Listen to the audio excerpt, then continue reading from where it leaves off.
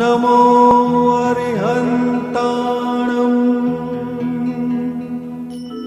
નમો સિદ્ધાણં નમો આયર્યાણં નમો વજ્જાયાણં નમો લોએ સવ્વસાહુણં.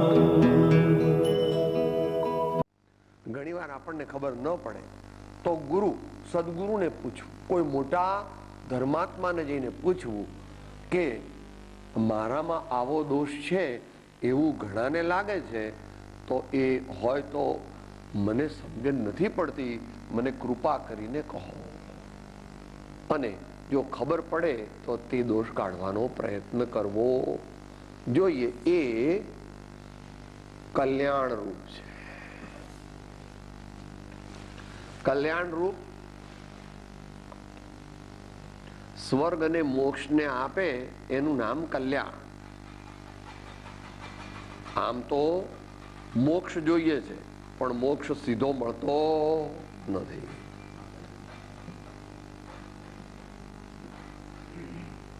એને માટે બંનેને માટે એક શબ્દ મૂકે. કલ્યાણને માટે બીજો એક શબ્દ બહુ સરસ છે, અભ્યુદય.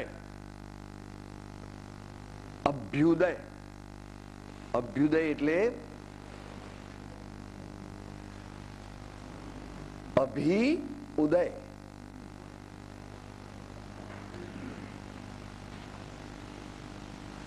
ગુલાબની કળી હોય અને સવારે આમ કળી હોય અને આટલી ઉગે એટલે અભ્યુદય થયો કહેવાય. પછી આટલી ઉગે એટલે વધારે અભ્યુદય થયો કહેવાય. આટલી ઉગે એટલે ઘણો થઈ ગયો. આમ થાય એટલે કે સાહેબ કેવું ફૂલ ગુલાબનું મગમગે છે, જુઓ, જાઓ તો ખરા ત્યાં આગળ, તમને કેવી સુગંધ આવે છે. અભ્યુદય અભ્યુદય અભ્યુદય અભ્યુદય એટલે કલ્યાણ. દરેકને એ જોઈએ જ. આપણે ગમે તેવું કહીએ કે મારે કઈ નથી જોઈતું, પણ જો કઈ નથી જોઈતું એવું ખરેખર હોય તો તું સર્વજ્ઞ હોય. ઈચ્છા વગરનું કોઈ પણ પ્રાણી હોય નહીં. છઠ્ઠા ગુણ અમુક હદ સુધી એ બુદ્ધિપૂર્વક હોય છે, ત્યાર પછી એ અબુદ્ધિપૂર્વક હોય છે. માટે આપણે બધા કલ્યાણની ઈચ્છીએ છીએ, અને થોડુંક તો ઈચ્છીએ જ છીએ, નહીતર અહીંયા અવાય જ નહીં. સિવાય કે બાને લેવા આવ્યો હોય કે પત્નીને મૂકવા આવ્યો હોય તો એ તો એની બાને મૂકવા આવ્યો છે. એ કઈ સાધના કેન્દ્રમાં આવ્યો, ભાઈ કેમ ક્યાં જાઓ છો, તો એ શું કહેશે? એ તો મારી બાને મૂકવા જઉં છું, હું સાધના કરવા જઉં છું કે કલ્યાણ કરવા જઉં છું એવું કહેતો નથી. અને કદાચ બોલે તો પણ હી ડઝન્ટ મીન ઇટ. તો કલ્યાણ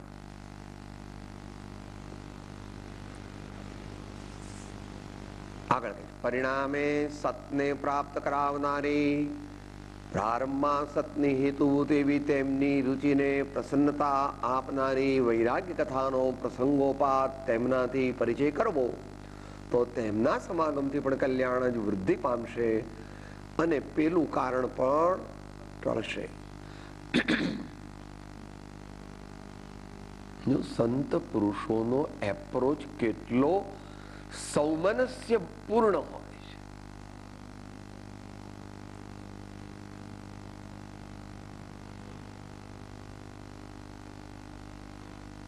Truly friendly approach,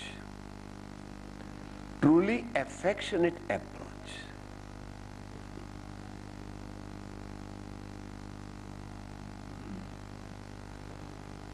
વૈરાગ્ય કથા કેવી છે?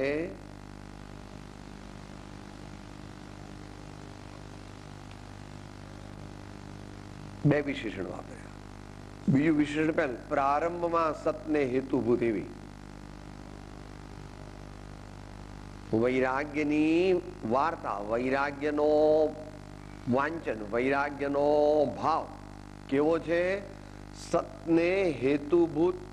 પ્રારંભમાં સતની હેતુભૂત, ઇનિશિયલ સ્ટેજમાં પણ વૈરાગ્ય છે ને, જે જીવને વૈરાગ્ય થાય એને ફાયદો જ હોય,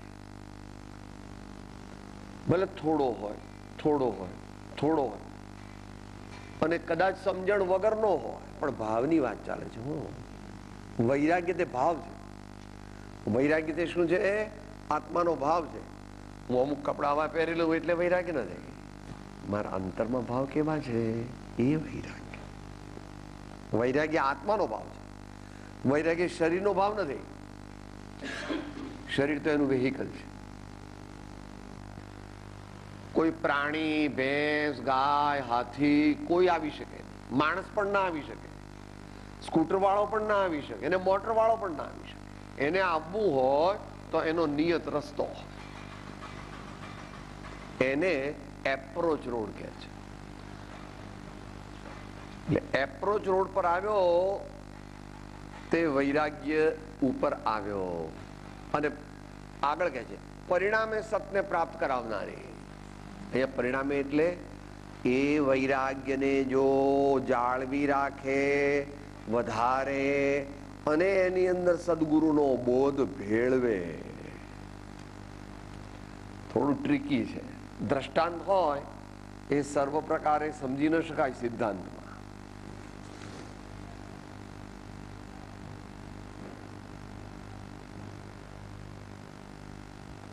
વૈરાગ્યની અંદર જ્ઞાન ભળે તો જ આત્મજ્ઞાન પ્રગટે.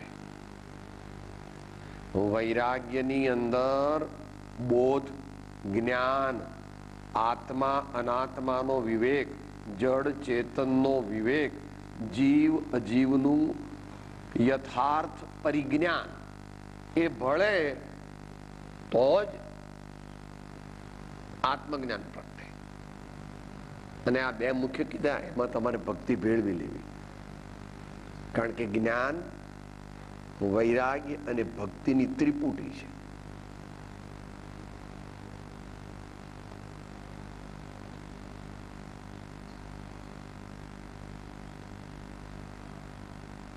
જ્ઞાન એટલે લોટ ઘઉંનો, વૈરાગ્ય એટલે ઘી, અને ભક્તિ એટલે ગોળનું પાણી કે ખાંડનું પાણી. શીરો જોઈએ છે સાહેબ, આમાં શીરો જ, હું તો લોટ સીધો જ ફાકું, એ શીરો ન કહેવાય. અને એવું કરતો નહીં, જાડા થઈ જાય. કે સાહેબ હું એમ કરો હું ઘી પી લઉં.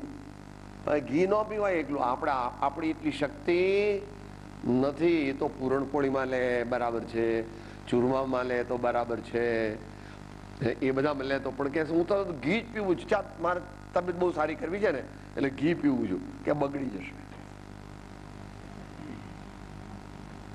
અને કે સાહેબ હું તો ખાંડનું પાણી પીવું છું. એ ખાંડનું પાણી એકલું ન પીવાય, મોડું ભાંગી એમાં કાં તો લીંબુ નાખો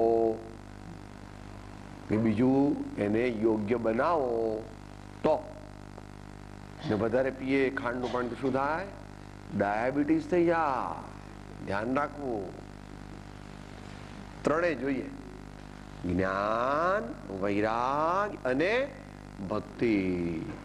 ત્રણ ભેળા મળે એક મોક્ષ માર્ગ પ્રગટે છે. હું સાદી ભાષામાં બોલું છું. તમે વિદ્વાન લોકો એમ કહો છો કે સમ્યક દર્શન, સમ્યક જ્ઞાન, સમ્યક ચારિત્રાણી મોક્ષ માર્ગ. કઈ વાંધો નહીં. વિદ્વાન ની ભાષામાં બોલો કે સાદી ભાષામાં બોલો, ભગવાનની વાણી તો બધી ભાષામાં છે. પૂજામાં બોલો છો ને, કથા સંસ્કૃતા પ્રાકૃતા દેશ ભાષા નમો દેવી ભાગેશ્વરી જૈન વાણી.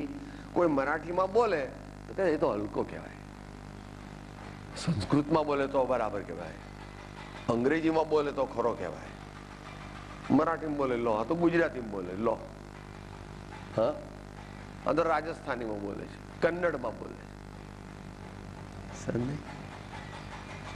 માટે કહે છે કે બંને આપણને રીતે વૈરાગ્ય ઉપકારી છે. પ્રારંભમાં સતની હેતુભૂત, અને પરિણામે સતને પ્રાપ્ત કરાવનારી અને વળી હવે વ્યવહારિક કારણ આપે તેમની રુચિને પ્રસન્નતા આપનારી બાળ જીવોને હંમેશા કથા વાર્તા જ ગમે. સામાન્ય માણસને એમાં રસ આવે.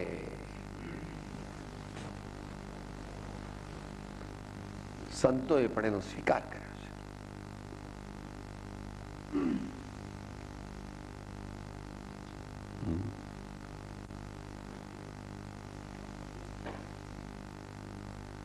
સત્પુરુષો સારા સજ્જન મનુષ્યોનો કાળક્ષેપ કેવી રીતે થાય? કાવ્ય રસા કાવ્યામૃત રસા સ્વાદય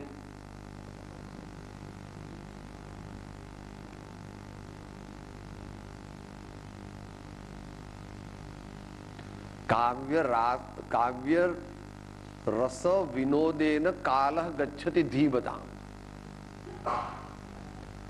શાસ્ત્ર પણ મૂક્યું છે. તો સજ્જન પુરુષો પોતાનો કાળ કેવી રીતે ગાળે? એક તો મહાપુરુષોના વચનનો પરિચય કરે, એક સત્સંગતિ કરે, અને ત્રીજું નિર્દોષ સુખ નિર્દોષ આનંદ લ્યો ગમે ત્યાંથી ભલે. બગીચામાં ફરવા જાઓ, બાળકો સાથે વાતો કરો, ઉગતો સૂર્ય દેખો, આથમતો સૂર્ય દેખો, સાગરના કાંઠે બેસો વગેરે. પછી પોતાની રુચિ પ્રમાણે પ્રસન્નતા આપનારી વૈરાગ્ય કથાનો પ્રસંગોપાત તેમનાથી પરિચય કરવો તો તેમના સમાગમથી પણ કલ્યાણ બુદ્ધિ પામશે. અને પેલું કારણ, કયું કારણ? પેલી ક્રિયા ઉથાપવામાં આવે એવું એમને જે લાગે છે એ એમને નહીં લાગે. હવે કેવા શાસ્ત્રો વાંચવા એને માટે ગઈકાલે સાધના સોપાનના 16મા પાના ઉપર જે 8 મુદ્દા કીધા હતા એ ત્યાંથી જોઈ લેવા. અહીં કે છે જેમાં પૃથ્વી આદિકનો વિસ્તારથી વિચાર કર્યો છે એવા વચનો કરતા વૈતાલી અધ્યયન જેવા વચનો વૈરાગ્યની વૃદ્ધિ કરે છે અને બીજા મતભેદ વાળા પ્રાણીને પણ તેમાં અરુચિ થતી નથી.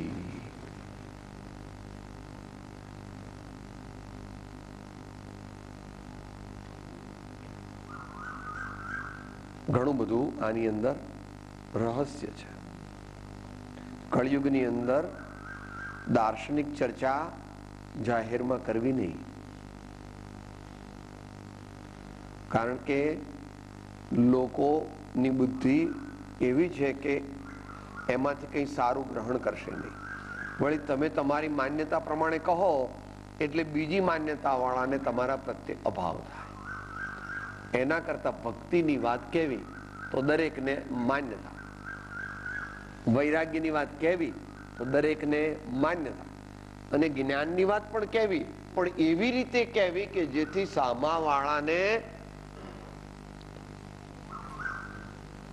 વાદ વિવાદ, વિતંડાવાદ વગેરે ન થાય. અને જો એવું કરે તો શું થાય? એવું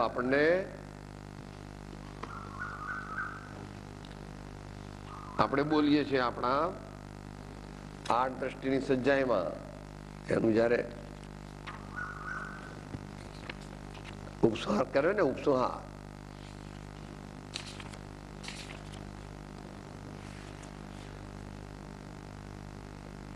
અપાત્ર જીવોને ગમે તેવો, એટલે કે અપાત્ર જીવોને એમને અયોગ્ય ઉપદેશ આપવાથી શું થાય?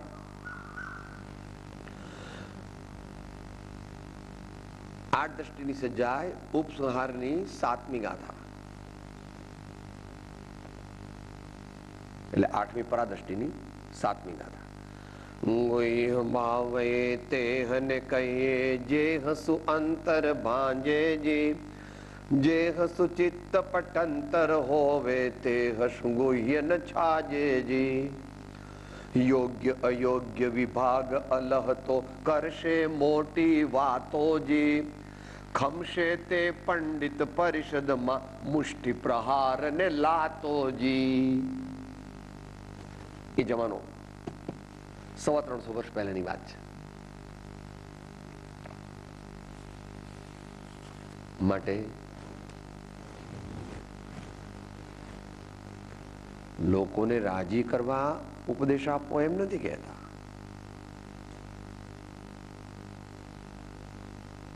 પણ તમારું પ્રેઝન્ટેશન એવું હોવું જોઈએ, તમારી રજૂઆત કરવાની શૈલી એવી હોવી જોઈએ કે જેથી કોઈ પણ મનુષ્યનું દિલ દુભાય નહીં.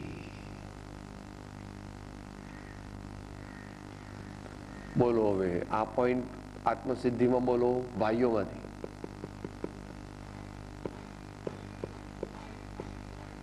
એ મુદ્દો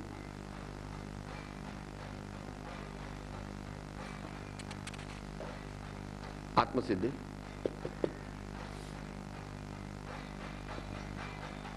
નહીં બોલો.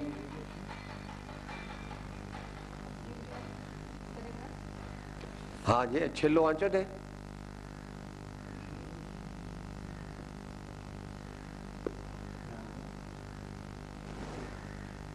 જેમાં પૃથ્વી આદિકનો વિસ્તાર વિચાર કર્યો છે એવા વચનો કરતા વૈતાલિક અધ્યયન જેવા વચનો વૈરાગ્યની વૃદ્ધિ કરે છે અને બીજા મતભેદ વાળા પ્રાણીને પણ તેમાં અરુચિ થતી નથી. દેવાદિ ગતિ ભંગમાં જે સમજે શ્રુત જ્ઞાન, માને નિજ મત વેશનો આગ્રહ મુક્તિ નિદાન. એવું કરવું નહીં, કારણ કે એનાથી સ્વ પર કલ્યાણ થતું.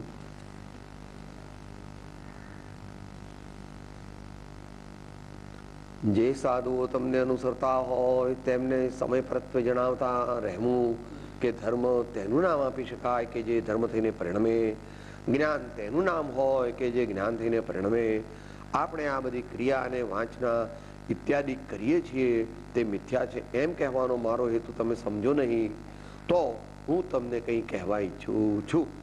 આમ જણાવી તેમને જણાવવું કે આ જે કંઈ આપણે કરીએ છીએ તેમાં કોઈ એવી વાત રહી જાય છે કે જેથી ધર્મ અને જ્ઞાન આપણને પોતાને રૂપે પરિણમતા નથી અને કશાય તેમજ મિથ્યાત્વ અથવા સંદેહનું મંદત્વ થતું નથી. માટે આપણે જીવના કલ્યાણનો ફરી ફરી વિચાર કરવો યોગ્ય છે અને તે વિચારે કંઈક આપણે ફળ પામ્યા વિના રહીશું નહીં.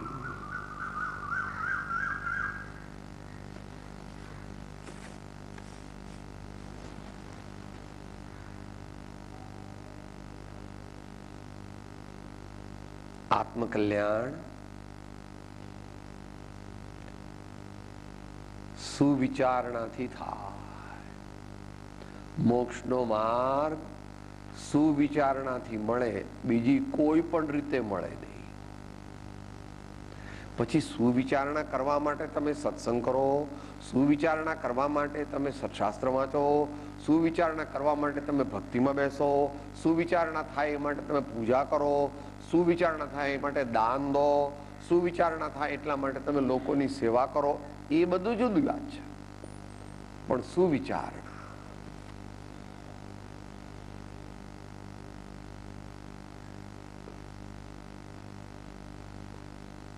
આપણે વિચારવાનું. આપણે ભક્તિનું પદ બોલીએ કે પૂજાનો પાઠ બોલીએ તો બોલવું તે ભક્તિ નથી, પણ તે વખતે એનો અર્થ સમજીએ અને એમાં ભાવ જોડીએ એ કલ્યાણનું કારણ બને છે.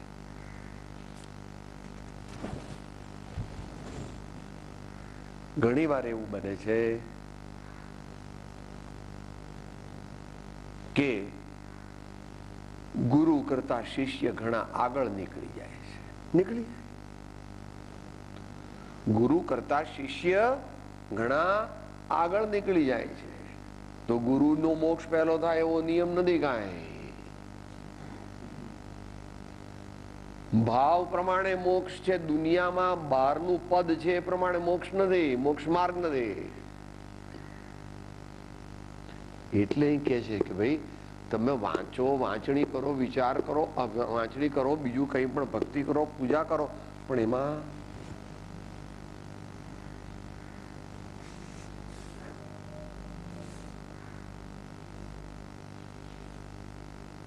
કશાય તેમજ મિથ્યાત્વનું મંદત્વ થતું નથી.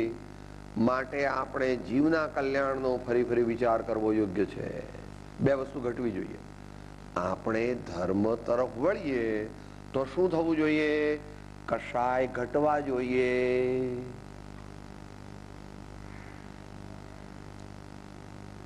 એ તો ગઈકાલ વાત થઈ ગઈ હતી, ક્લાસમાં પણ વાત થઈ હતી. ક્રોધને બદલે ક્ષમા આવી ગઈ, અભિમાનને બદલે વિનય આવી ગયું. એ પ્રમાણે બધું સમજી લેવું. ડિગ્રીમાં શરૂઆતમાં બહુ વિનય ના આવે, થોડો આવે, પછી વધારે આવે, પછી વધારે આવે, પછી પરમ વિનય આવે ત્યારે આત્મજ્ઞાન થાય, અને પછી ઉત્તમ વિનય આવે ત્યારે મુનિ બને, અને વિનય સ્વભાવ પ્રગટે ત્યારે કેવળ જ્ઞાન થાય. એમ કહેવાય કેવળ જ્ઞાનમાં કોઈ ભેદ નથી. સાહેબ કેવળ જ્ઞાનમાં વિનય વધારે પ્રગટે કે ક્ષમા વધારે પ્રગટે, કે કેવળ જ્ઞાનમાં કઈ ભેદ જ ન હોય. કેવળ જ્ઞાન એટલે મજો જ મજો, મજો જ મજો. હે એકદમ એવો ટેસડો કે વાત ના પૂછો. બોલે એવું માને તું? કોને એમાં છે પરિપૂર્ણ જ્ઞાને, પરિપૂર્ણ ધ્યાને, પરિપૂર્ણ ચારિત્ર બોધિત્વ દાને. તે ચારિત્ર એટલે આનંદ સમજવો. ચારિત્ર એટલે જેટલું ચારિત્ર પ્રગટે, ચારિત્ર ગુણ, એ દ્વારા સમાધિ. સમાધિ એટલે આનંદ.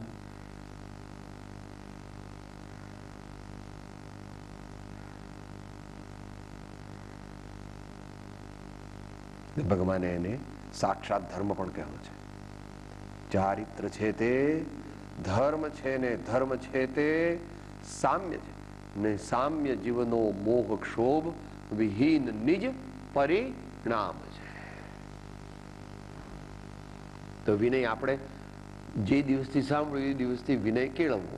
પણ વિનયની વાત નથી, બધાય ગુણ કેળવવાનો પ્રયત્ન કરવો.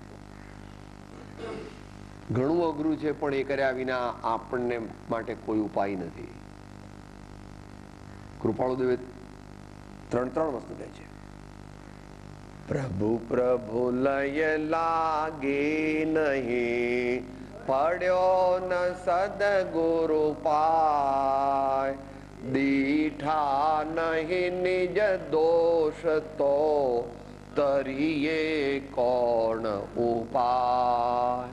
દીઠા નહીં નિજ દોષ તો એટલે પ્રગટાવ્યા નહીં નિજ ગુણ તો તરીએ કોણ ઉપાય.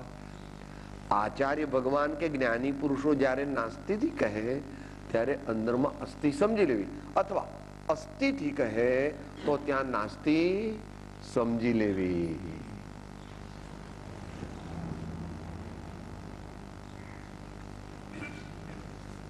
કશાય ઘટવા જોઈએ. અને અહીં મિથ્યાત્વ ઇન્ટુ બ્રેકેટ સંદેહ લખ્યું છે એ એક પ્રકારનું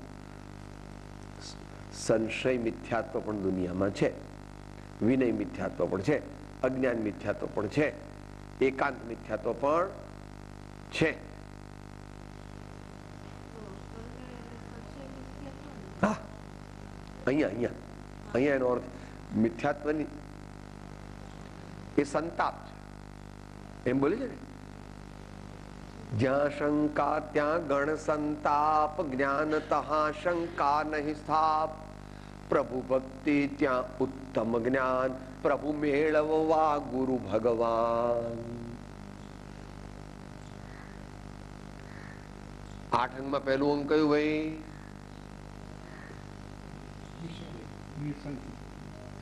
સમ્યક દર્શનના 8 અંગ છે. એમાં રાજા કોણ? નિશંકિત્વ.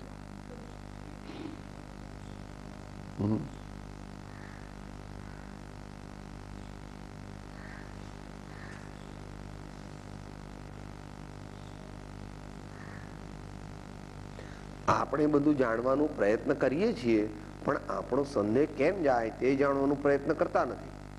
એ જ્યાં સુધી નહીં કરીએ ત્યાં સુધી સંદેહ કેમ જાય, અને સંદેહ હોય ત્યાં સુધી જ્ઞાન પણ ન હોય. માટે સંદેહ જવાનો પ્રયત્ન કરવું જોઈએ. એ સંદેહ એ છે કે આ જીવ ભવ્ય છે કે અભવ્ય, મિથ્યા દ્રષ્ટિ છે કે સમ્યક દ્રષ્ટિ, સુલભ બોધિ છે કે દુર્લભ બોધિ, તુચ્છ સંસારી છે કે અધિક સંસારી, આ આપણને જણાય તેવું પ્રયત્ન કરવું જોઈએ. આવી જાતની જ્ઞાન કથાનો તેમનાથી પ્રસંગ રાખવો યોગ્ય છે. આમાં અપેક્ષિત કથન જાણવું, કારણ કે ભવ્ય છે કે અભવ્ય તે એ તો કેવળી ભગવાન જ જાણે, પણ ઉપલક્ષ્યથી એવું કહી શકાય. એટલે બોધ કોને આપ્યો છે? 267માં.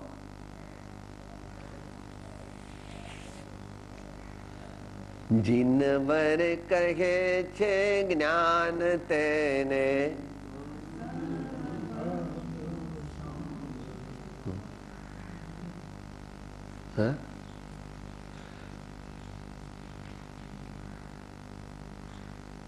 આપણને સંતની ને ભગવાનની ને ગુરુદેવની વાણી પર ક્રોધ આવે, અણગમો થાય, બગાસા આવે, ઘડી ઘડી એમ થાય કે મૂકો ને હવે લપ, આઈસ્ક્રીમ લાવો, મૂકો ને હવે લપ. હા, એર કન્ડિશન ચાલુ કરો ને, હું આખો દોડવા આવો વાંચવાનું ને પછી ભક્તિ કરવાની ને પછી આમ ચિંતનમાં બેસવાનું, હવે મંત્ર જાપ લખો. હા, હું માથાકોટ લઈને બેઠા છું.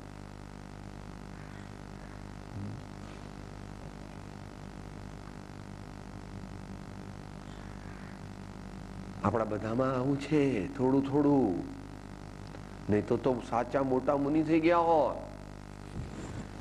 કંઈક કંઈક આપણામાં જાણતા જાણતા અનેક દોષો આવી જાય છે.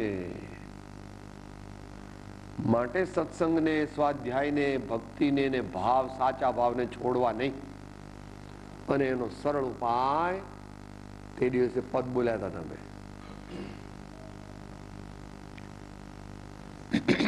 બંને લીધા છે. બોલીએ એટલે રિસેસ પડે, કારણ કે પછી 10 મિનિટમાં બોલું. સાથે જ બોલીએ, બધાને આવડે છે પદ. સંત કૃપાથી છૂટે માયા, કાયા નિર્મળ થાય જોને. સંત કૃપાથી છૂટે માયા, કાયા નિર્મળ થાય જોને. શ્વાસે શ્વાસે સુમિરન કરતા, પાંચે પાતક જાય જોને. શ્વાસે શ્વાસે સ્મરણ કરતા, પાંચે પાતક જાય જોને. આવું કરવાનું.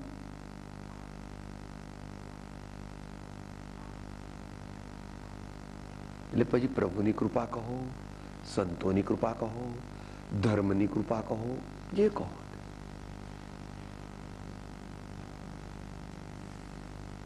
તો મિથ્યા દ્રષ્ટિ છે કે સમ્યક દ્રષ્ટિ સામાન્ય મનુષ્ય નિર્ણય ન કરી શકે, પણ જે મનુષ્ય તીવ્ર કષાય કરતો હોય, દેહની જ ક્રિયાઓમાં લીન હોય, ગમે તેવા અપશબ્દો બોલતો હોય, જેને કઈ જ સંભાવ, સમતા, શાંતિ એવા ભાવ જ ન હોય જરા પણ, તો એ કઈ સમ્યક દ્રષ્ટિ ન હોય પ્રભુ. એવું સમ્યક દ્રષ્ટિ પણ કાંઈ રસ્તામાં પડ્યું નથી.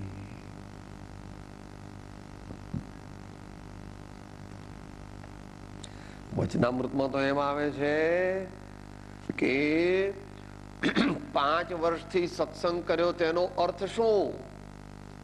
5 વર્ષ જો સત્સંગ કર્યો હોય તો તને જોઈને બીજા લોકોને પણ એમ લાગે કે ઓહો, આ ભાઈ તો ખરેખર સત્સંગ કર્યો છે. બહુ બદલી ગયા. પહેલા તો એલફેલ હતા ને હવે તો એકદમ વ્યવસ્થિત છે. માટે એના ગુરુ કેવા હશે? અહો, હા. એટલે આ બધું આપણે ધ્યાન રાખીને આપણે જીવનમાં ઉતા બહાર જઈને આપણે એકદમ કંઈક જમવા બેઠા ને લાવો ને ગરમ દાળ લાવો, ગરમ દાળ, ગરમ રોટલી લાવો, એમ નો હોય. પણ આપણને જોઈને કોઈ કે આ દુષ્કાળમાંથી આવ્યો છે હે?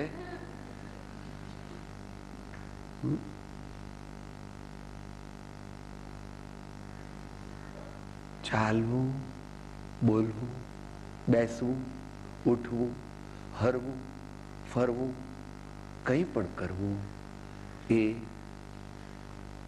વ્યવસ્થિત હોય, યોગ્ય હોય, સૌમ્ય હોય, સ્વ પરને સારા માર્ગે લઈ જનારું. ધર્મ એ કંઈ મંદિરમાં કરવાનું જ વસ્તુ નથી. તમે દુકાને બેઠા હો, ગ્રાહક સાથે વાત કરતા હો, પરીક્ષા આપતા હો, મોટર ચલાવતા હો કે કંઈ પણ કાર્ય કરતા હો ત્યારે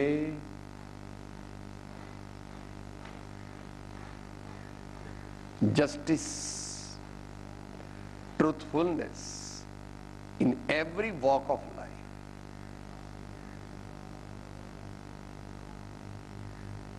ન્યાયને અનુસરે તે જ ધર્માત્મા બની શકે.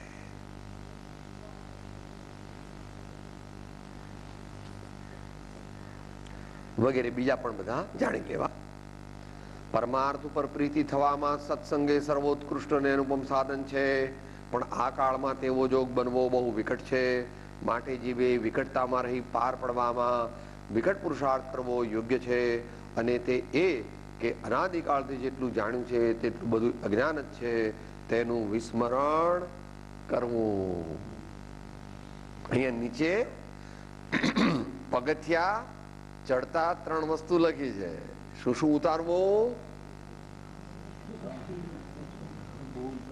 શું શું ઉતારવું? 3 વસ્તુ: બૂટ, ચંપલ અને એ તો ઉતરતું હશે.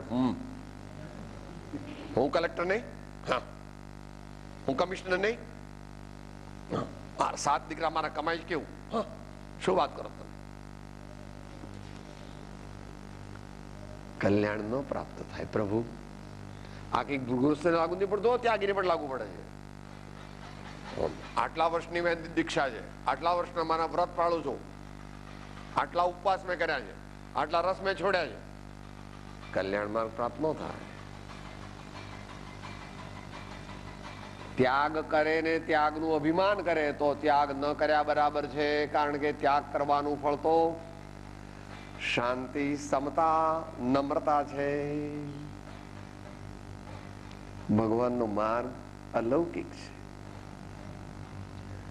એક વાર પણ અહીંથી હા કે ભગવાન આપ મારા સ્વામી છો અને આપની વાત સાચી છે, હો ગયા. આપણે બધા અહીંથી બોલીએ, અહીંથી બોલીએ, અહીંથી બોલીએ, અહીંથી બોલીએ, અહીંથી બોલીએ. સાહેબ 3 દીકરા બેઠા છે, એની બા છે, બંગલો, મોટર, ભગવાન નહીં કેવી રીતે લાવું? આઈ એમ સોરી, હાઉસફુલ. ભગવાન આવે, આપણે શું કહીએ? એપોઇન્ટમેન્ટ લઈને આવ્યા હતા. આપણે ભગવાન આવે નહીં હોય એકદમ, એમનો એડીસી આવે. ભગવાન તો ન આવે, કારણ કે ભગવાનને આવવા માટે એની સ્પેશિયલ કન્ડિશન્સ હોય છે. પણ પહેલા એમનો તો પ્રેસિડેન્ટ આવે ત્યારે પેલા 2, 3, 4 વાળા પેલા એસ્કોર્ટ વાળા સાયરન માગે, પછી 2, 3 જાતની ગાડીઓ જાય, ખબર જ ન પડે કે અમે કઈ ગાડી પ્રેસિડેન્ટની છે. પછી એમની ગાડી આવે અને પાછી 3, 4 બીજી ગાડીઓ.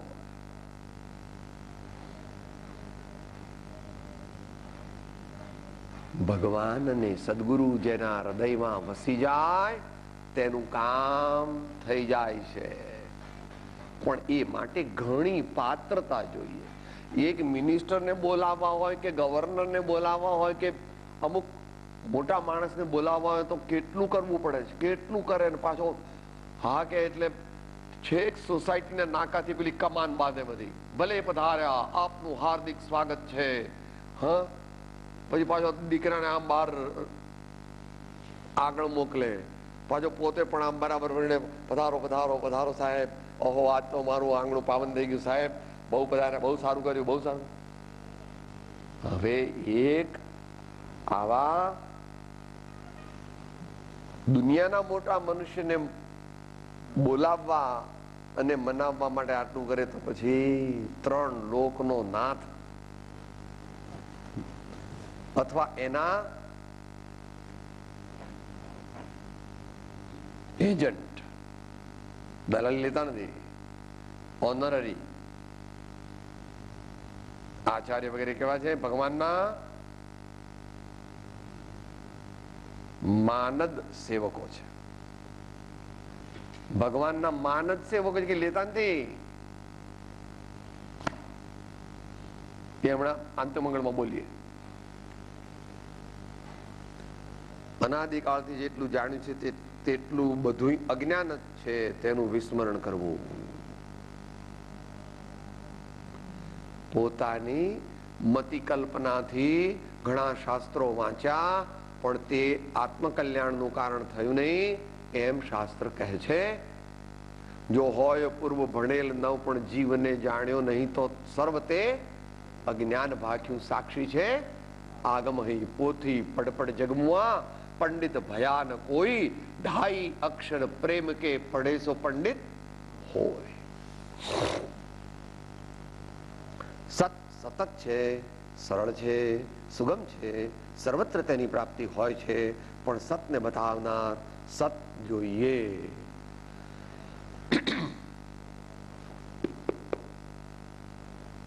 સમયસારમાં આ બધી ગાથાઓ આવે છે.